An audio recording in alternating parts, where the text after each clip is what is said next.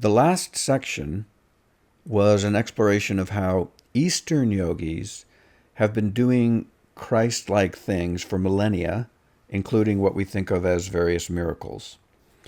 And I included that just to put the supernatural/miraculous phenomena into a wider perspective than we normally have in our daily immersion in Western culture, which pretty much poo-poos that.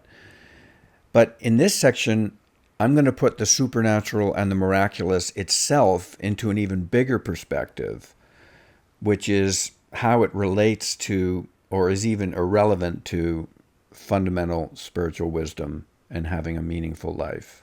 And speaking of leading a meaningful life, I have a series called Spirituality, a jargon-free introduction that you might be interested in checking out. I'll link it at the end of this video and also in the description below. I'll also link the first video in this series so you can start in order in the description below. And I'll link the next video in this series at the end of this video as soon as it's done.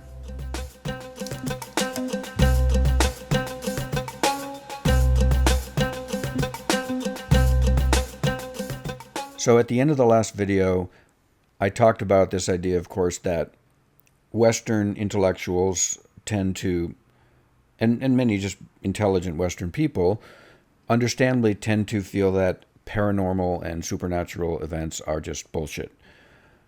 And I hope I went a ways in convincing you that they're not in the last video. You can check that out. So here we are with the next section. It's called One. But there is a sense in which Eastern masters agree that paranormal events are bullshit. For awakened beings, they are simply not the point. They can even lead people astray. During his 40 days in the desert, Jesus is said to have been tempted by the devil, who says something to the effect of, "If you're all that, then jump off this cliff." Jesus declines, quoting the Torah, "Don't put the Lord your God to the test." When doubters demand he give them a public sign from heaven, Jesus responds, "Only a wicked generation demands a sign."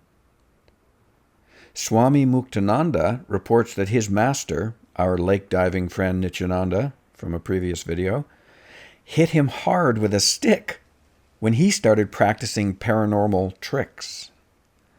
Not because they were fake, but because they were fleeting and unhelpful. Paranormal displays and supernatural events can be like an acid trip. Not a good idea for the psychologically unprepared. Yes, they can provide dazzling glimpses of human potential or realms beyond our current understanding.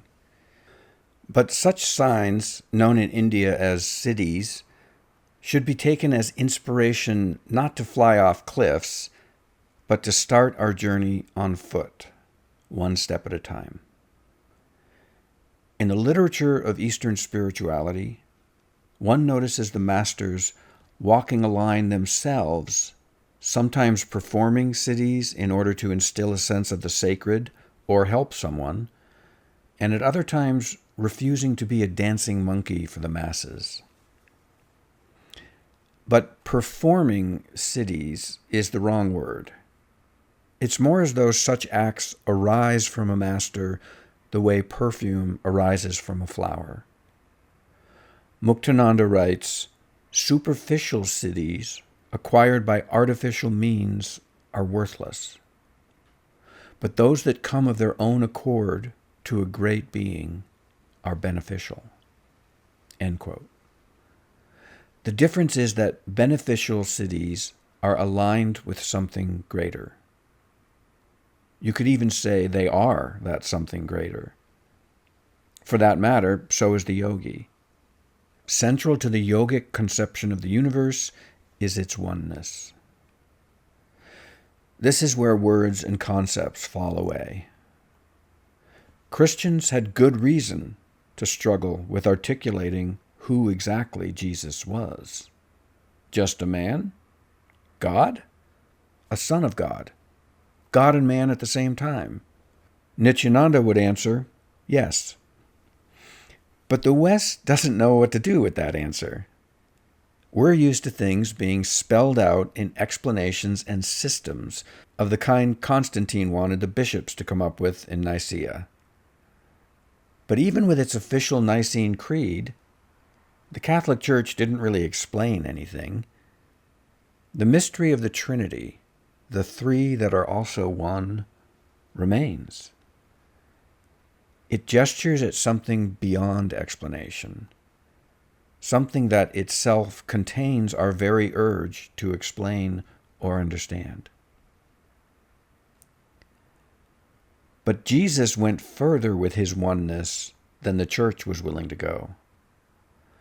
In the beautiful heretical Gospel of Thomas, Jesus fully proclaims his divinity. Split a piece of wood, and I am there. Lift up a stone, and you will find me there. But he fully proclaims your divinity too, even if you don't know it yet. When you come to know yourselves, you will realize that it is you who are the sons of the living Father. In the words of Nityananda, the most Christ-like figure of modern times, quote, "This universe is infinite, and it is your own self. The world is not separate from you, and you are not separate from the world. This is devotion, and this is worship. Dwelling right within you is your own Lord." If we think of areas on the planet as parts of a human body, we could say Western culture is the brain, and in the words of Swami Vijayananda, spiritually speaking, India is the heart of the entire world. Non-dogmatic spirituality is much more woven into Indian culture than it is in ours. We could call this kind of spirituality simply a recognition of other realms that are every bit as legitimate as the single physical realm our Western brains acknowledge. Dreams, channeled beings, forest spirits, deities, other levels of consciousness. All cultures, including the pre-modern West, accepted these other worlds as a matter of course. Being unfamiliar with these spiritual realms, we tend to do what all humans do when they are unfamiliar with a subject. We cartoonify it. We treat it, that is, as a simplistic thing. Jazz, for example, is an immense jungle of complexity, teeming with beauty and nuance, along with thousands of personalities and stories and subgenres within subgenres. As a non-fan, though, I just call it a bunch of noodling. This is the tendency of many otherwise open-minded Westerners with regards to the paranormal, as well as to the thousands of years of spiritual exploration that has gone on in India. But the spiritual world is at least as complicated as jazz. It is not populated, as I once thought, solely by frauds, idiots, and cherubic gurus chanting naive slogans of peace and love. Because of this complexity, spirituality is not necessarily a realm to be entered lightly, or at least without some instruction. Quote, "Be as innocent as doves," Jesus advises his disciples, "but wise as serpents." There are perhaps as many spiritual traps, pitfalls, hacks, and hucksters as there are earthly ones. Jesus is canny about such, quote, demons. When you begin meditating, for example, a lot of shit can come up. Jesus seems to be getting at this when he explains in Matthew, when an unclean spirit comes out of a person, it goes through the desert seeking rest and does not find it. Then it says, "I will return to the house I left." When it arrives, it finds the house unoccupied, swept clean and put in order. Then it goes and takes with it 7 other spirits, more wicked than itself, and they go in and live there. And the final condition of that person is worse than the first. When you scrub a pot, the water usually gets even dirtier before it gets clean.